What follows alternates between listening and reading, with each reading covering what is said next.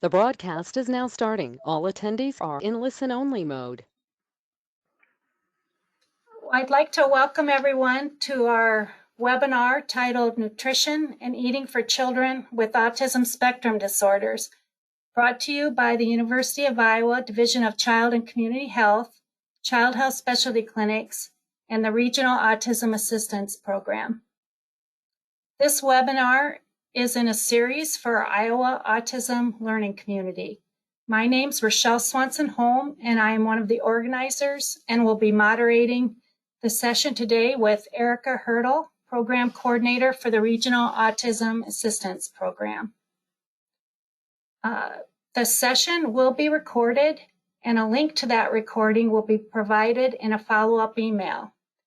Questions will be answered following the presentation. You are free to type in your questions into the question box throughout the presentation, and those will hopefully be answered during the last few minutes of our time together. CME, nursing CEs, and others wishing CE credit will be available for those attending this live session. Please stay until the end of the session for further instructions on how to obtain those credits. And I want to bring your attention to the slide that the course director, planner, and the speakers have disclosed no relevant relationships or commercial interests. Again, welcome, and I'm excited to introduce our speakers, Stephany, Brimeyer, and Jody Kealey. Stephany has her Master's of Public Health, Nutrition, and Jody has her degree in the science of dietetics through Iowa State. So I'm not going to share too much more about their qualifications because we want to make sure we have plenty of time to have them share their expertise in this important subject that I'm sure a lot of you are very interested in hearing about. So let's begin with Stephany and Jody. Thank you, Rochelle. This is Steph Brimeyer, so I'll be taking the first part of the presentation. And I just want to share that we work for Child Health Specialty Clinics, and primarily the work we do is within early intervention, but we do see kids up to 21 years of age. So we don't specialize in autism, but we do serve children with autism on certainly a weekly basis. So if you're looking for someone who this is kind of their day in and day out, I'm happy to help you find those people. They tend to be more nationwide dietitians, but our practice is mostly serving the family, helping them tackle the challenges and interventions that they want to face.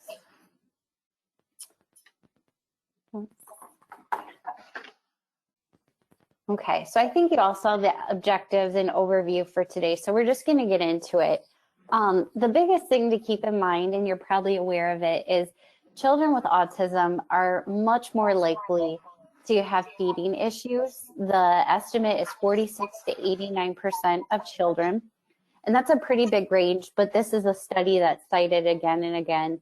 They are 5 times more likely than their typically developing peers to face these issues. So it really is something that is an issue particular to children with autism.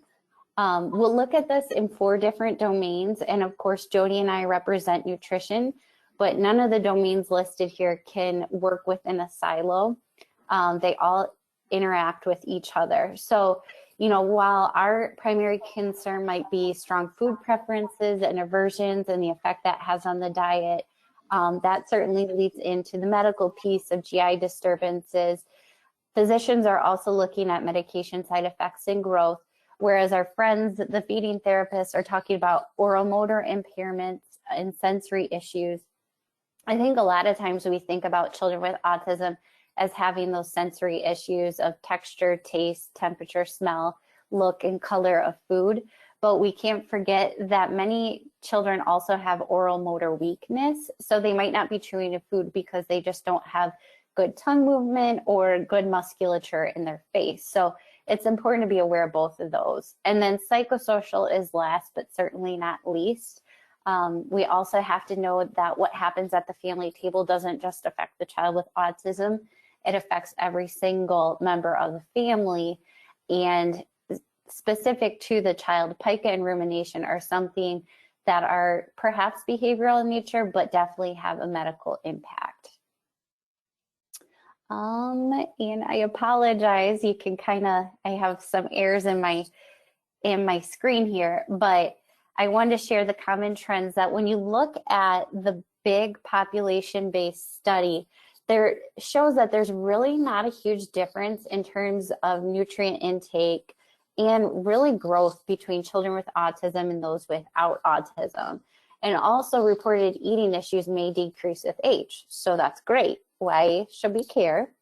Well, I think this quote from an American Academy of Pediatrics article kind of captures it very well, in that feeding concerns with autism are often overlooked clinically because selective eating patterns don't necessarily associate greater risk for compromised growth. And I share that with you because when I do my assessment, the first thing I always have to talk about is growth, because growth affects brain development, and we really have to make sure that that piece is being addressed. But when I tell a parent, I say, AJ's growing really well, you can almost see them bristle. And they might say something like, yeah, he's growing really well, but we're working on it 6 hours a day, or I don't know how because it seems like he's barely eating anything. So I share this with you of a child may be growing well at a certain point in time, but that doesn't mean the other pieces of the nutrition puzzle are going well. So we address growth first. We have to make sure calories and protein are good. Typically they are if growth is good. Vitamins and minerals might still not be where they're at, but let's say we give them a supplement that covers our base, then we have to look at diet variety and quality. And that's a big piece that's missing for children with autism. And then all along this continuum is mealtime enjoyment. That's something we can start talking about from the very beginning, and Jody is going to touch on that. And that's a big piece that's missing for families of children with autism. So don't throw the baby out with the bathwater.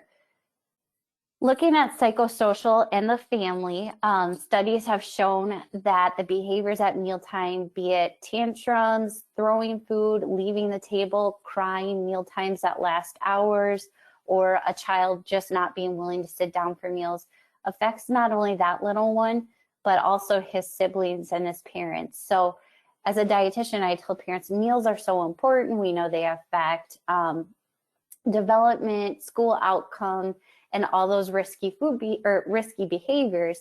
But it might be that those benefits of mealtime are lost when there's serious selective eating issues, including a child with autism.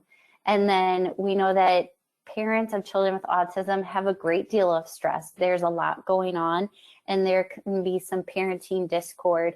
And this study I show here does bring that forward, that a child who's a really selective eater and has mealtime behaviors has parents who are more likely to be stressed and parents who are in disagreement about the feeding issues.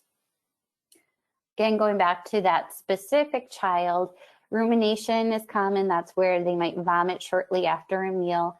And then pica is a really big one. That's something that I see on almost a weekly basis. So a child might not be eating hardly any foods, but he or she might be eating a lot of non-foods like chalk, drywall is common, cloth is common, dirt is common, and whatever they can find. And that could be related to behavior. It could be related to deficiencies, but it can also cause deficiencies.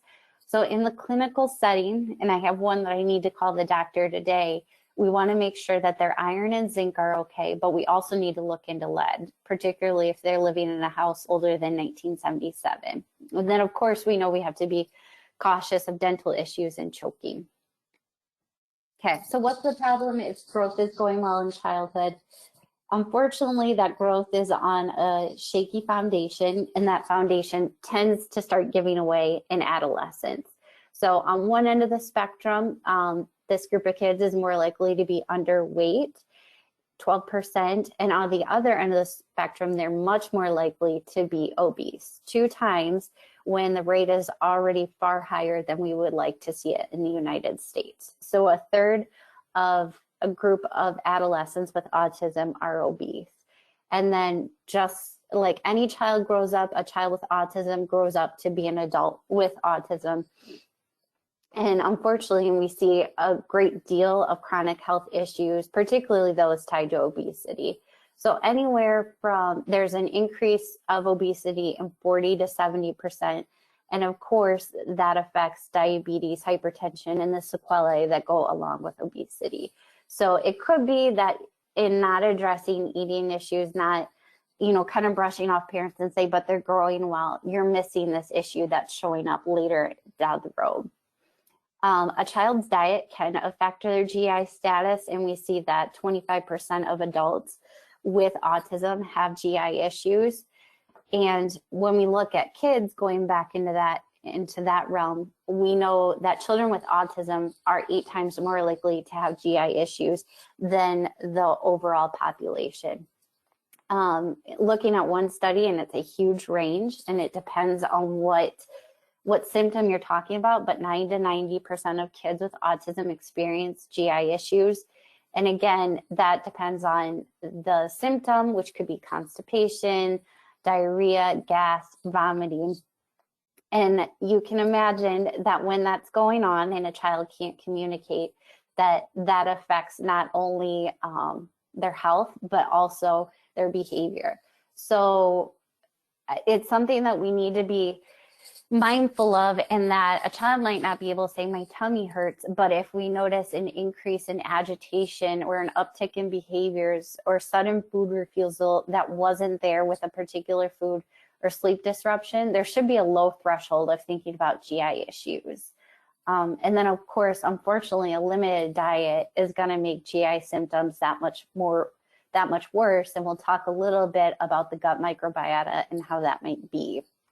But your takeaway here is that GI issues might not be the sole cause of eating issues or autism in and of itself, but they certainly don't help matters. So we need to kind of keep it at the forefront and always be thinking of what else is going on with this little one that could be affecting their eating. Okay, so nutrition, this is our bread and butter. And I have the beige diet plate shown up there. So a lot of kids with autism, they'll come to us with a diet of French fries are shown here, chicken nuggets, the little guy I saw today, chicken nuggets, French fries, potato chips, and surprisingly strawberries were in there, but we call it the beige foods.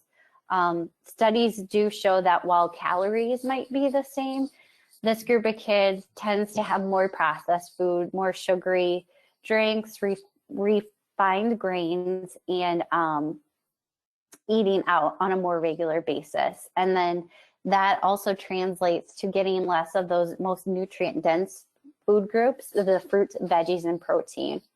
And anytime you remove a food group, you're at risk for nutritional deficiencies. So this table lists those. And when we look at specifically autism and comparing them to their peers, so as NHANES data said, nutrients were the same. More targeted research says, that might not be the case.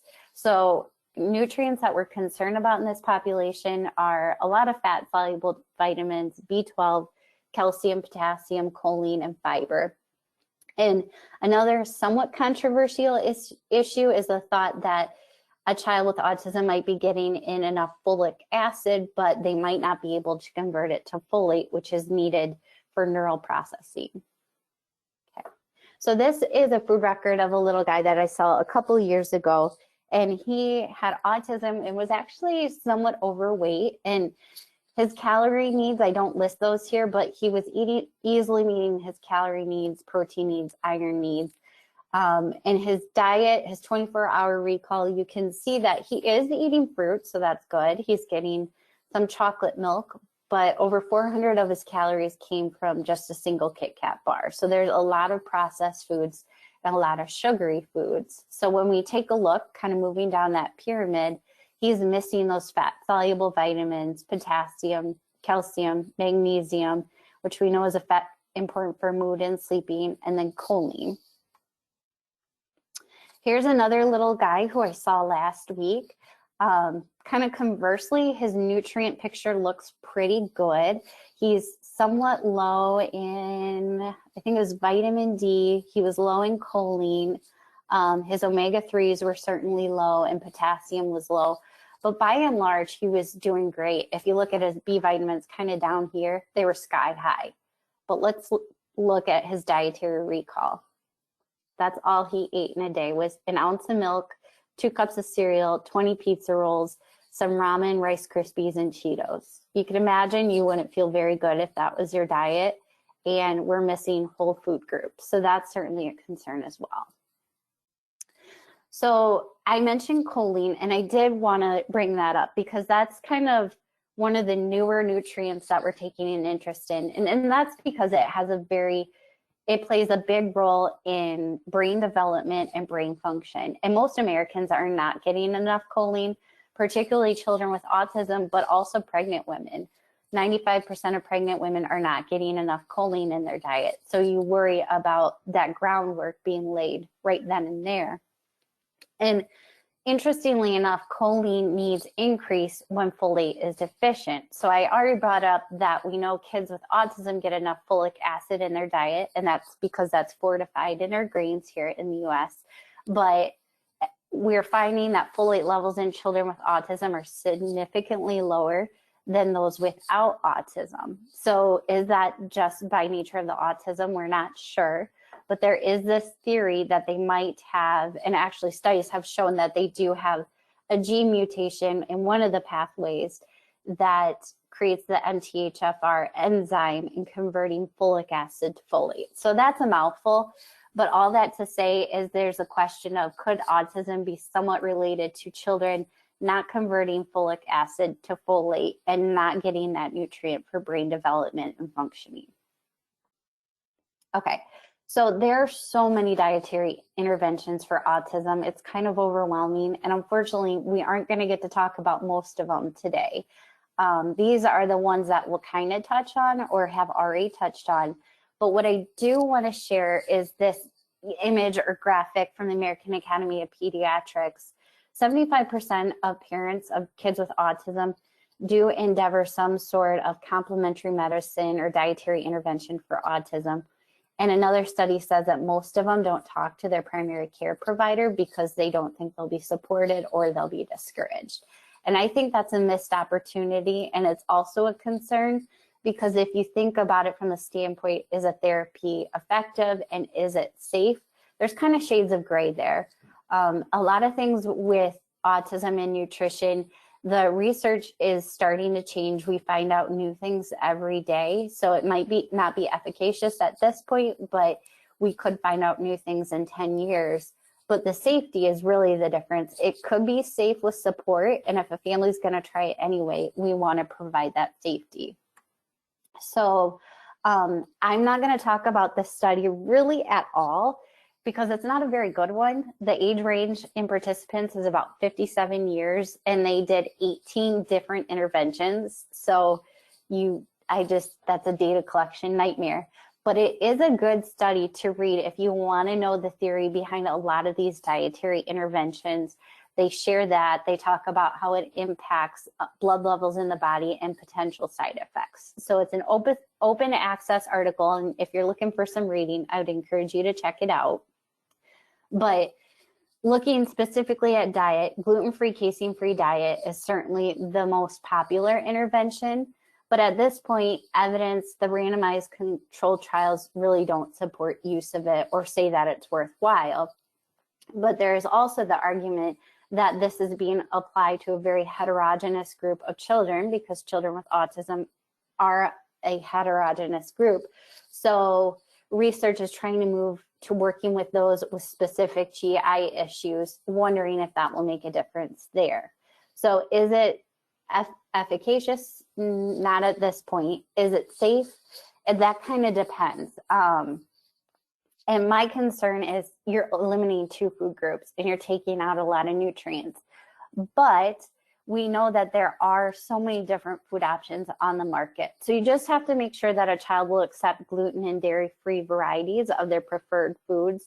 Like that little guy I showed you, we would be taking out every single food that was listed there. But if a child has a little bit broader diet, we could maybe switch their milk, we could switch their bread, and it wouldn't be as big of an issue. But whenever you're making switches, it's important to look for fortified and enriched products. And that's going to help cover those gaps. Of course, that might be folic acid, which is kind of part of the controversy, but I would rather have a child nourished in some regards than not nourished at all. And this group of kids might need a vitamin mineral supplementation. And often when they do studies, they find that these kids are well nourished. So because their parents are offering supplements. This is my little soapbox to let you know that not all milks are created equal. We get so many kids that parents say, oh, they didn't do well with cow's milk, or we didn't want to have it, so they're doing almond milk. But this is just to show a cup of cow's milk is 150 calories, 8 grams of protein. Almond milk is 1 gram of protein, 30 calories. I call it water with a vitamin. That's appropriate for an adult like me or kids with a varied diet who are getting plenty of protein. But a lot of kids with autism are not consuming any animal protein. So we need to be more careful about our choices. So I would say kind of the darling right now in the non-dairy world is pea-based protein. And that provides 8 grams of protein and over 100 calories per cup. So if a family comes in and says, we switched away from cow's milk, we're doing almond milk, you might try to steer them towards a higher protein, higher calorie option. Okay. Probiotics. We know the guts of children with autism are very different from our own, but it's hard to pinpoint what bacteria are off. But we know that good bacteria tend to be lower and bad bacteria tend to be higher. And this gives way to the gut microbiome access theory, and that what happens in the gut affects brain development and function. And one study did show that alterations in the gut both affect GI issues and intensity of autism. So again, we talked about if you don't feel good, you tend to have more outbursts and behaviors. So I thought this last bullet point is a good one of, we don't have a ton of research right now. We don't exactly know the answers, but in general, probiotics seem to be safe and low cost. So it might be something worthwhile in supporting parents as long as they're willing to spend their money on something that may or may not work. The purple box just shows a mouse model study, so it's a mouse model, but I thought it was interesting to consider from the of how this could make a difference in a child. Omega-3 fatty acids is another one. And the thought behind this working is that omega-3s or fish oils have shown a difference in individuals who are bipolar and in some studies, kids who have ADHD. So there's thoughts because there's carryover between those conditions and autism that it might have a positive effect in both mood stabilization and hyperactivity. And we know that omega fatty acids address inflammation. So if indeed there is inflammation in the gut of a child with autism, omega-3s may help to reduce irritability and pain-related behavior. There's a good summary on that listed on the slide. So one final study that I want to share with you that you can check out, this is a meta-analysis that came out at the end of last year, 2019. So whereas most of the meta-analyses were saying diet intervention is not making a difference, this one finally started to change the tables. It didn't say this is a primary interest that we should put all children on a diet, but it did see some improvements in symptoms and clinical domains of nutrition. So I will just, let's see. Okay, my slide doesn't want to show, but I put in the effect size table almost all of the interventions, which were a combination of vitamins, omega-3s, and minerals, seem to have an effect size that lean towards the intervention. And there were some confidence intervals that were significant. So again, it kind of supports the idea of, maybe it's not a landslide, but it may make a difference, and it is definitely worth supporting. So looking at those vitamin and mineral supplements, multivitamins are not a panacea. In fact, studies have shown that fortification covers them in a lot of ways. And some of the supplements kids are taking are covering the wrong nutrients. So they're overnourished in some areas, but then vitamins such as calcium and vitamin D are still not hitting the mark. So you want to make sure that they're not getting too much of certain areas. You want to look at calcium. A lot of kids with anemia are doing well with their, or with autism are doing well with their iron, but if they're anemic, you need to know that a lot of vitamins don't have iron in them. Yep. Okay, so just make sure parents aren't exceeding really 100% of the RDA for vitamins A and E. B12 is a different story, that's poorly absorbed and there's no upper limit, but A and E can be dangerous to go over too much. Flintstones is still kind of our favorite because it covers most of the nutrients. It has 10% of calcium, not a lot, but it's the most I see. Gummies are an option, but they rarely provide iron and they have fewer nutrients, so they're not as high quality. This is one of my favorite iron-based liquid vitamins, and though this is for kids or infants, it can be given to older kids too. And we all know polyvisol. Here's a good liquid vitamin that doesn't have iron but provides a lot of other nutrients. This is a powder-based vitamin that provides most of the nutrients but is also quite costly. We use it most in kids with significant food allergies. Here's an iron gummy. Here's a liquid calcium, a calcium chew, a calcium powder.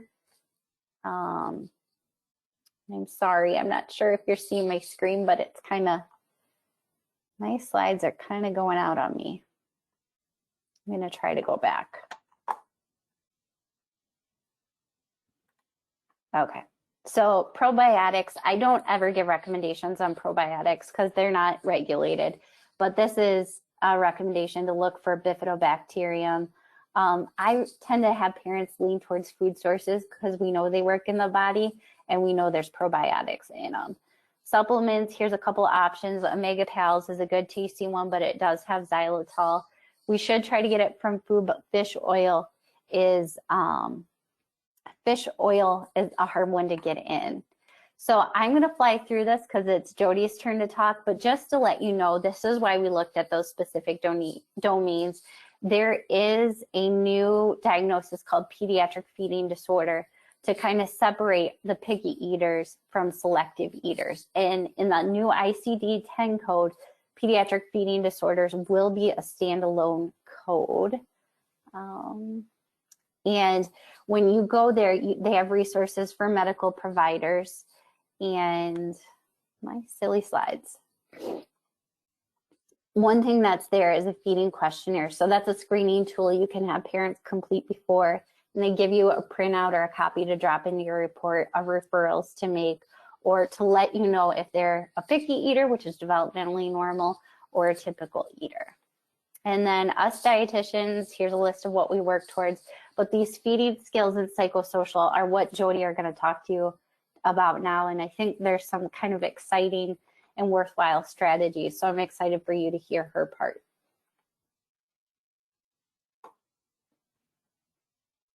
Thanks, Steph. Hopefully you can hear me okay. And I'm just going to have you advance the slides as I need them. I'll tell you when to advance them. So Steph provided us with a lot of really good information. And I think even just having all of those sources of vitamins and minerals to kind of look at and is helpful to go over with families. What I'm going to go over now is hit on a few therapeutic strategies that we promote on the nutrition side of things. And then I'll give you about 8 or 10 really quick nutrition down and dirty things that we do to help with the feeding challenges. I wanted to start out with showing you this, this kind of depiction of what the author calls, and I put her book there, so that's another resource you could read if you wanted to, but she calls it a worry cycle with feeding challenges. And so I think when you're thinking about a family coming into you, even before they have their diagnosis fully for autism, I think we can start talking about these feeding challenges early on, because even in children without autism, we have, if you're a parent, have ever been a parent or know a parent, those feeding challenges come up at all the time when we're going through normal development. So even before we have that diagnosis, I think thinking about this little image, because honestly, once it gets started, I would call it a downward cycle, in that I've had parents that say, I feel like I'm at the bottom of a hole and I don't know what to do with my child who's not eating very much. So kind of keep that picture in the back of your mind as something that gives, you're kind of that part where the family, they may or may not speak up. They may not even say, we're having an issue with feeding, but you can assume that and ask how feeding is, so that then we can sort of allay their worry and give them the real, adequate information without them having to kind of go to the web or go to grandma and grandpa and get information, or other parents that said, oh, I tried this or that. So that's what I'm going to go over next. So go ahead to the next slide.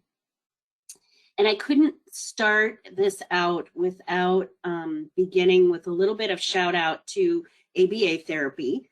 And the reason I wanted to mention this is because this is kind of the granddaddy of treating the behaviors that come along with autism.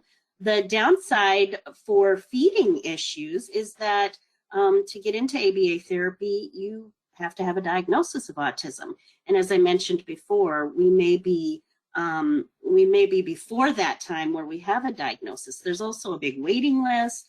It's costly. It's very one-on-one. So I just wanted to throw that out there to say, don't discount your expertise. If you have a suspect that maybe a child has some issues related to that might be autism or might be on the spectrum, then we don't have to wait for ABA therapy. That's what I kind of want to talk to you now, is just hit a few different, not only therapeutic ideas, but also some nutrition ideas. So go to the next slide, please. And this is what I would say in the realm of nutrition. So that domain of nutrition, I would call this division of responsibilities kind of the granddaddy of nutrition therapy.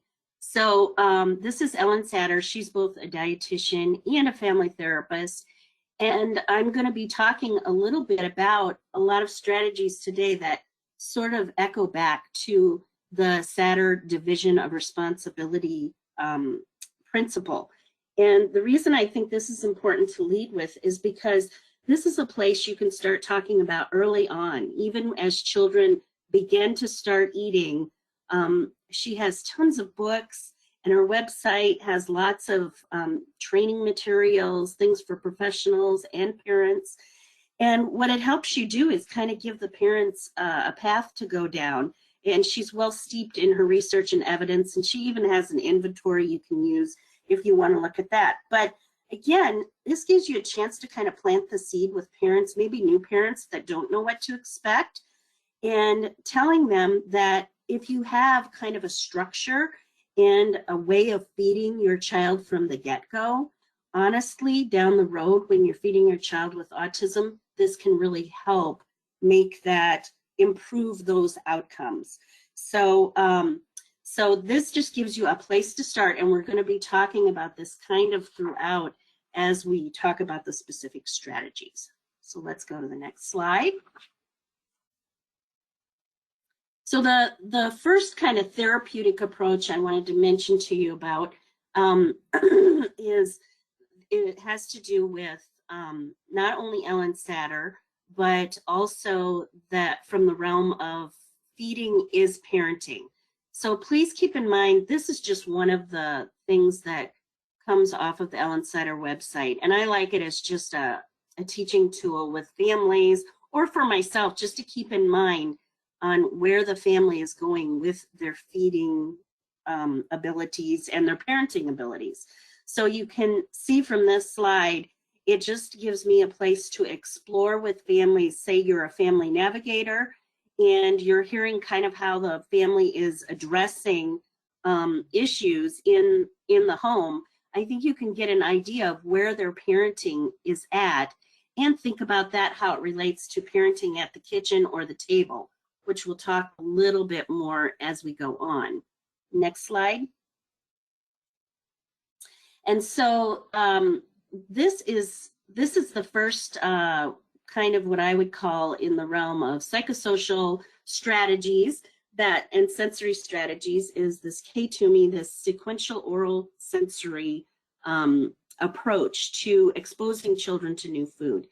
And although I think this is just a really great method of teaching children to eat, Dr. K2Me is a psychologist, I believe, and it's a multidiscipline therapy-led approach as well. But I really think she beckons back to some of the sadder approaches in that she talks about what the need is of the child. So looking at their cognitive development, their oral motor, their sensory skills, and then teaching families that eating is a learned process. And when you're looking at the reasons they're not eating, eating is totally a sensory experience. So let's think about what they could be responding to as a reason for why they're not eating, and then start addressing those issues first. She has a lot of resources on her website. She has myths about eating that interfere with understanding your child's feeding problems. And I think it's good to learn about those myths so that you know what you're doing. Again, another thing that you can direct parents to, or you can look at yourself as you help educate parents.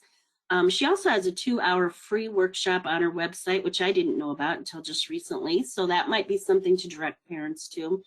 And then the next thing I want to talk to you can go to the next slide, Steph, is the steps to eating. This is kind of one of her hallmark pieces that I think you may have to do the training to actually get the handout, but really appropriate for talking to parents who have children with eating issues who are on the autism spectrum. So what do we know about children with autism is that, yes, they are visual learners, they're microscopic learners, and this kind of tells you there are 32 steps. It's a long haul. There, you have to help parents try to stay in it for the long haul. So if you can find where your child is with a particular food, and I've listed some pictures.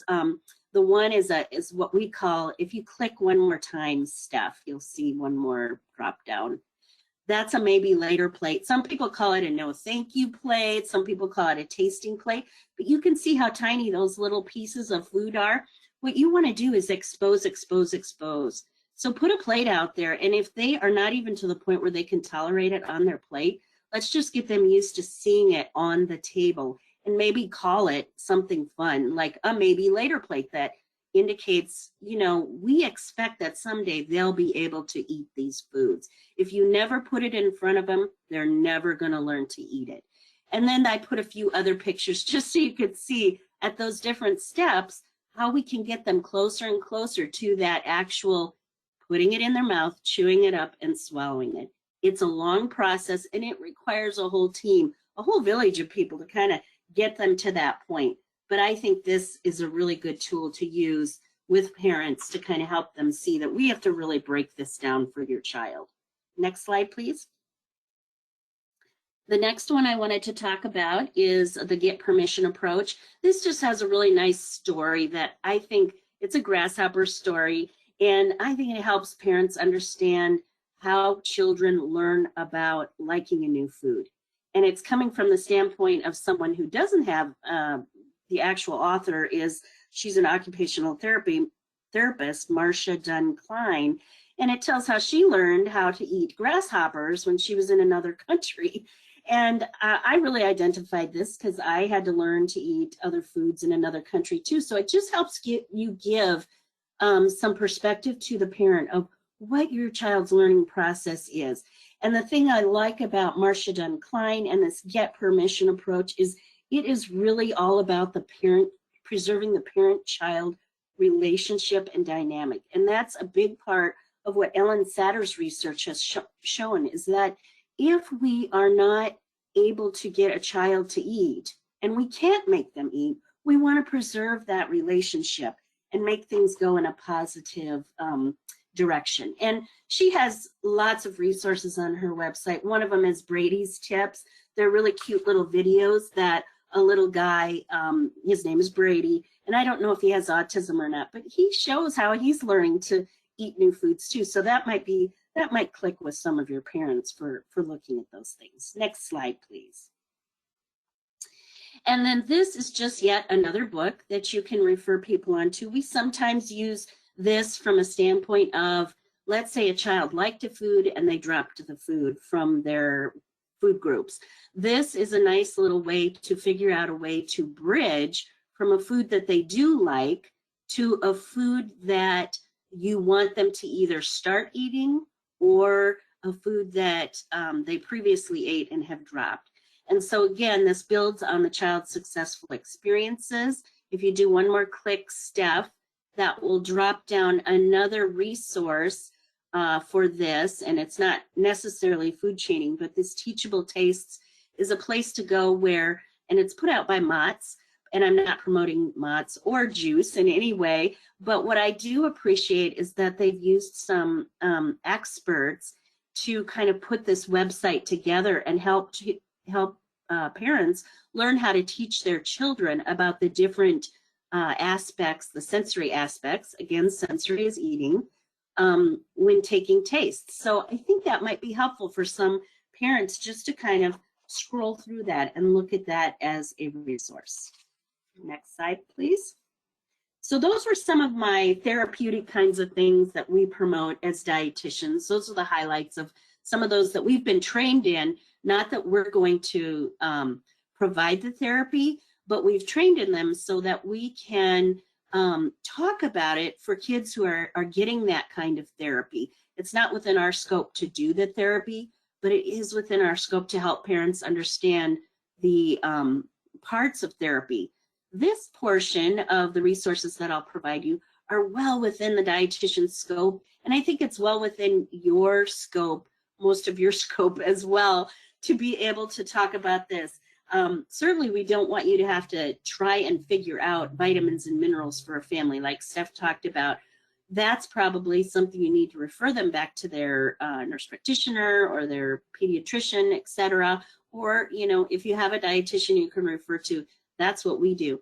But these are areas that you can really start from the very get-go before you even have a diagnosis for autism. Or if you do have a diagnosis with autism, this is even a good place to start. So we talk about structuring meals and snacks, and we're talking about the how. Let's talk about the hows of feeding our child. And we'll worry about the whats and the vitamins and minerals a little bit later. I really want you all to feel like you can be a champion for family meals. And this resource, the Family Dinner Project, I just learned about after taking a training from the Ellen Satter website. I think it's got some really good ideas for making family meals enjoyable, something that we know, and I've listed just some of the really researched outcomes that come from having a family meal. And that doesn't mean you have to have a family meal every single meal of the day.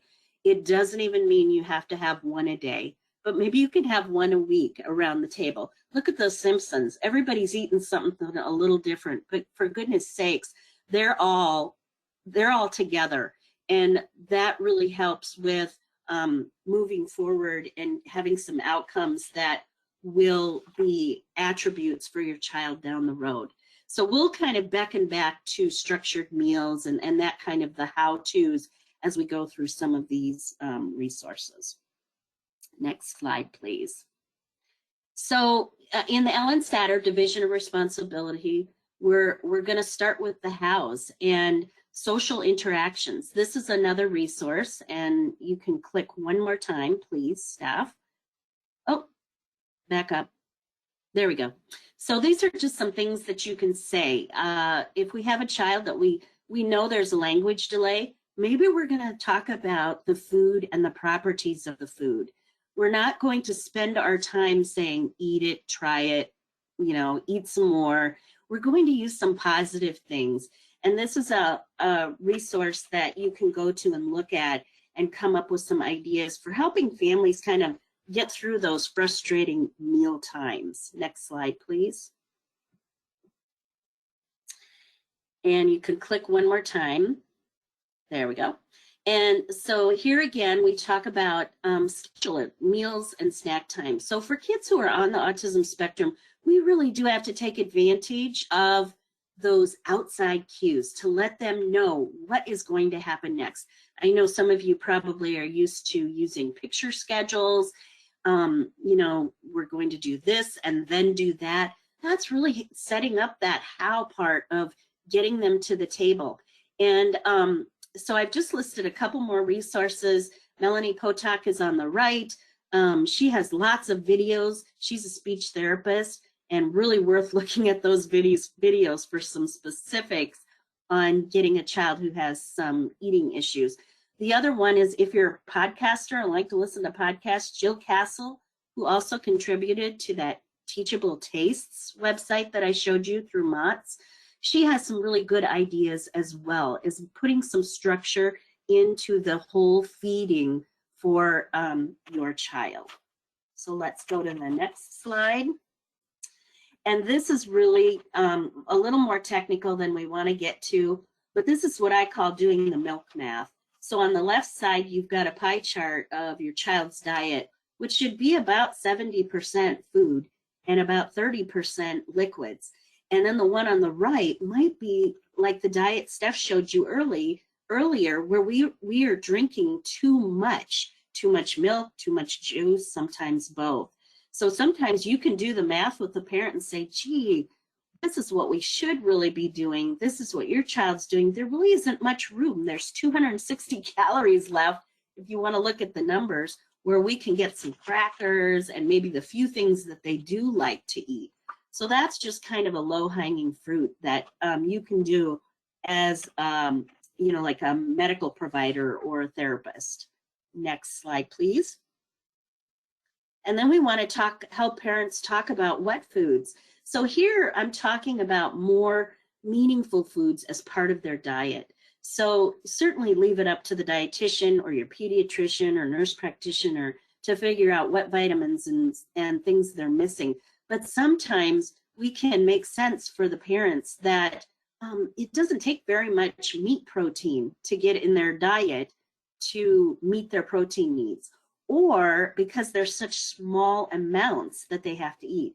The other thing we talk about is, gosh, if they're a cracker eater, if you look on the left, if you could get a cereal added into their repertoire of foods that they accept, that would increase a lot of vitamins and minerals that they would automatically be eating, and you wouldn't be having to give through you know, a pill form or a liquid form. And then the last resort I do go to sometimes, the Carnation Instant Breakfast. When you have a milk drinker and you can get a little vitamins and minerals in that, if they're willing to take that added to their milk, that's another way you can do that. I think sometimes people find that the casein gluten-free is so helpful because their child has been drinking so much milk, and sometimes they're iron deficient, and that causes behavior issues. So they go to casein free and they're like, of course we see behavior changes because we took all that milk out of their diet. So let's just talk about it in proportion and see what's really meaningful for that child. And then the last two issues, I think you can go to the next slide. We're getting down to the last few minutes. It's just a few things that, with offering wet foods, try to change it up. Kids get into food jags, all kids, not just kids on the autism spectrum. But for the autism spectrum, it's detrimental because we could lose that. So don't let them jag. Try to change the food up. Make a just noticeable difference in that food that they love. Change the shape, change the flavor, change the way it looks a little bit. Keep it changing so that they have some flexibility in the way they think about eating and can't get into that restricted, rigid mindset that is a characteristic of children with autism. And then offer, this is an Ellen Satter echo back to, always offer a safe food. So their safe food is the food that they love. Again, change it up from day to day, from meal to meal, so that they can get used to seeing there's a different safe food at every meal, at every snack. But offering it gives them a decrease in their anxiety level that you may or may not be able to help them out and help them control. Next slide, please. And then finally, just keep it real. Keep it going back to the division of responsibility. And I love this slide because it sort of helps parents delineate out what is going on and who's getting in the wrong lane. If your child is coming to you and asking for food handouts, they're in your role of the division of responsibility. They're deciding what they get and when they get it. That's your job, not their job. Next slide, please. And so lastly is just a handout that I think we sent out to you already. This is all, not all the resources, but many of the resources that I like from a nutrition standpoint that you can share with families and go in and cruise around yourself and look at some of the really nice things that are available to parents. So I'm going to give this back to Steph. Thanks, Jode. Just picking up on the resource piece. See here. So here are a couple of other ones that I find to be pretty helpful. Feeding Matters is the one who came up with that pediatric feeding disorder definition and really worked to get ICD-10 standalone diagnosis coming out next year. So that's a collaborative of parents of children with feeding issues and professionals. So there's a lot of great information. There's a support community built within it. I encourage you to check it out. Britton Coleman calls herself the autism dietitian. So a lot of the infographics or images were from her Instagram account, which Instagram is very important to a lot of parents, but I think there's a lot of good graspables, like those food chaining slides that Jody showed.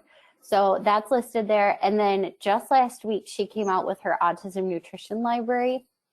So she lists research and evidence for or against a particular nutrition strategy and helps parents kind of carry it out.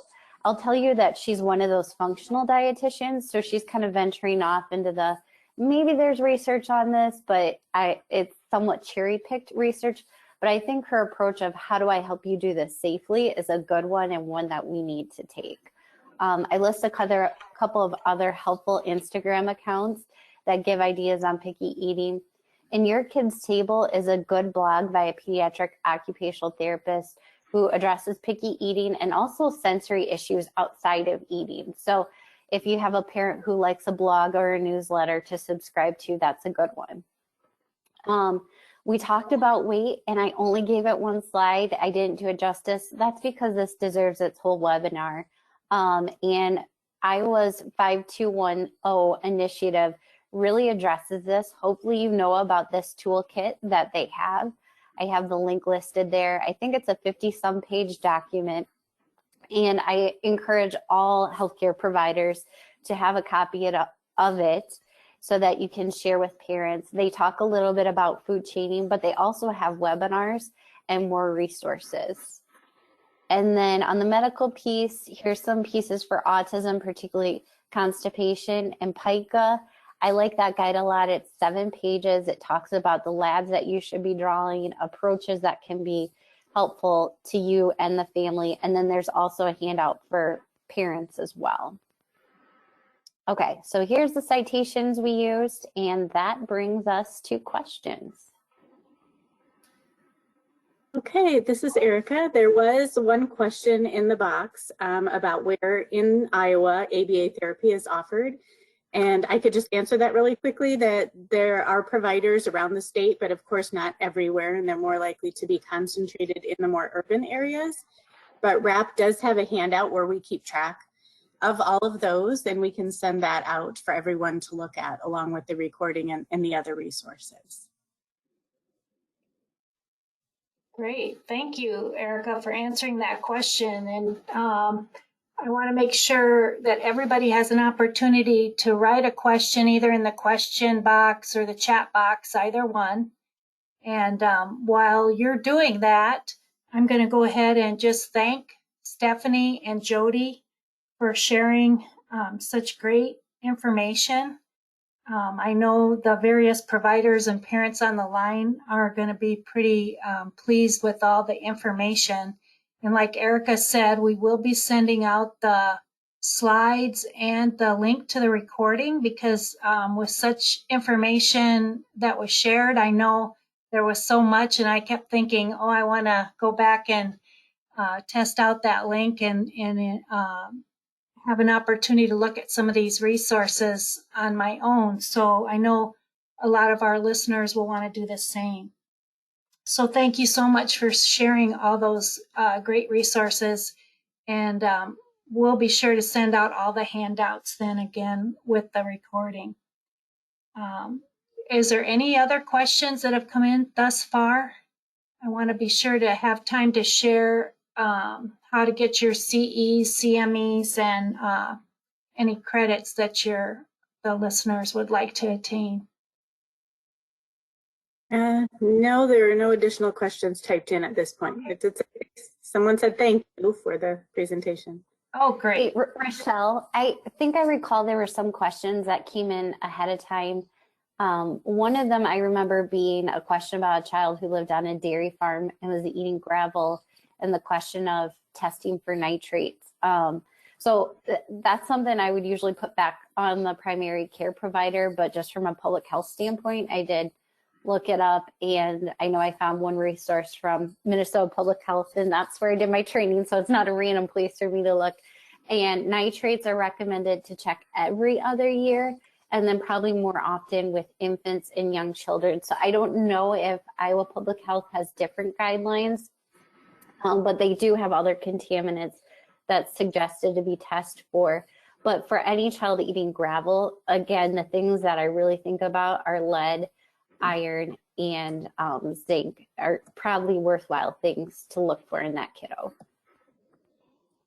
Okay, great. Thank you for answering that question. And again, if anybody ever has any other questions following the webinar, we'd be happy to share those with Jody and Stephany and get those answers to you. So you can always email then. Okay, so without further delay, I'd like to share some information about receiving credit for your participation. And there is continuing medical education for physicians, and you can get your CMEs. And we're also approved for nursing CEs, and we also have the Iowa Board of Certification CE credits for others, and all of this is at no cost to you. So physicians and physician assistants can self-claim their CME credits and print their certificates at the conclusion of this webinar via the University of Iowa College of Medicine's CME portal. For nursing CEs or others who wish to receive CE credit, please complete the nursing survey evaluation that will be displayed after this session, and a certificate will be emailed to you. The survey evaluation will also be emailed to you in case you cannot stay on the line and complete it today. If any of the attendees have any questions about this process as to how to obtain your credits, you can still contact me and I'll be happy to help you. So unless there are any more questions, we will close today's webinar. We did have one more question since we have just another minute. It says, what are your thoughts on children with ASD who take many meds to increase their appetites and their weight? So is the question about how to increase their weight when medications suppressing appetite? I'm gonna assume that's the case. Jody and I and our other dietitians certainly work with a lot of those kids. So part of it is trying to do what you can and seeing what times those medications take effect. Usually, and we do have a handout we could share with you too, we try to front load and back load calories. So having a big breakfast, having a big lunch. A lot of those little ones were trying to get their parents to send them with Carnation or Pediasure to school when they're kind of distracted by the environment, or it's just harder for them to eat in a short time period.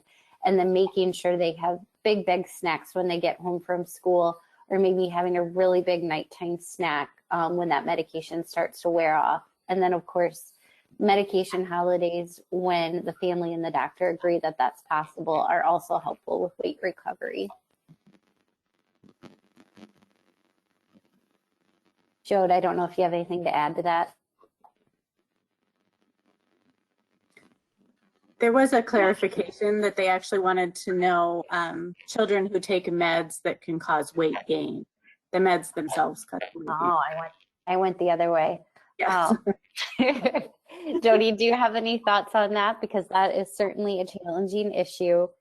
I would say that is definitely something we can work on, and probably could have a whole seminar just in that time answering that question. I think that's definitely worth kind of talking about those divisions and of responsibility and talking about how you get your food to your kid.